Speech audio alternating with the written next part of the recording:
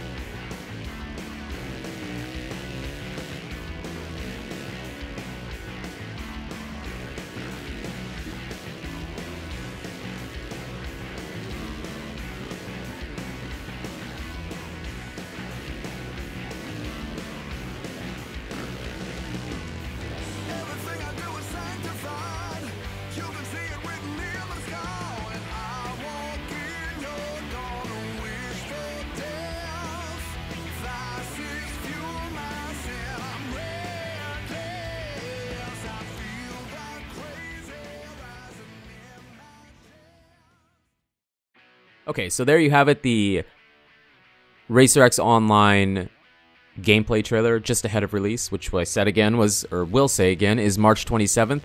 And it shows some things I think that a lot of people kind of wanted to see. A little bit of customization, just a little bit, not a lot, but kind of gives you a slight taste of what it'll be like, which is cool because I know a lot of people, like, that's a big thing. To me, myself as well, I really, having a good customization to set up your bike and your rider the way you want when you're going to go play the game is important. You like looking at that, so nice to see that they kind of touched on that in the trailer. Also, for me, one shot that I thought was really cool was, and I know they've talked about it before, about their big open free ride maps, but you kind of get to see it where the player's riding around in those dunes. I mean, that map was, it just looked endless. It was huge. I just thought that was awesome. That was one of my favorite shots from the trailer. Now, again, I'm going to mention that I am going to have their website linked in the description, so I encourage you to go check that out because they do talk about some things that maybe you weren't aware about, and I won't probably cover everything. One thing they did mention, though, well, a couple things. The first thing being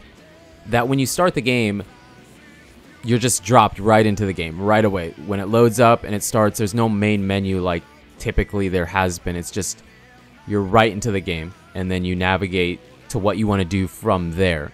So I think that's kind of a fresh new take on a motocross game.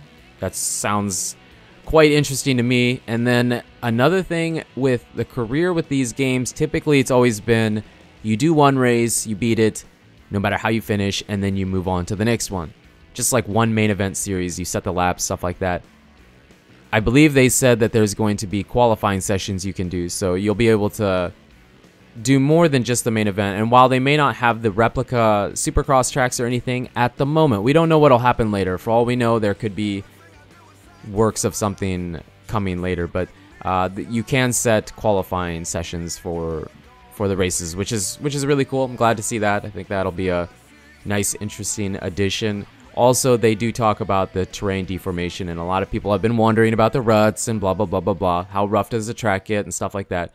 There's definitely terrain deformation. If you follow their social media accounts, which I encourage you to do, they post different things on all of them. So whether it's their Instagram, their Twitter, or their Facebook, they post different things on each site that they use. So I would encourage you to at least go check it out. They do post pictures of the terrain deformation where they show the ruts and everything. And in this article, it does say that when playing it, if you aren't careful or try to scrub or something going up the face of a jump with a rut, you can cross rut and it will make you crash. So there's obviously some really gnarly decay of the track in the game, which is really cool to see. So that's a lot of the things that I picked apart. One thing I did notice is some people always said that it looked like he was sitting too much.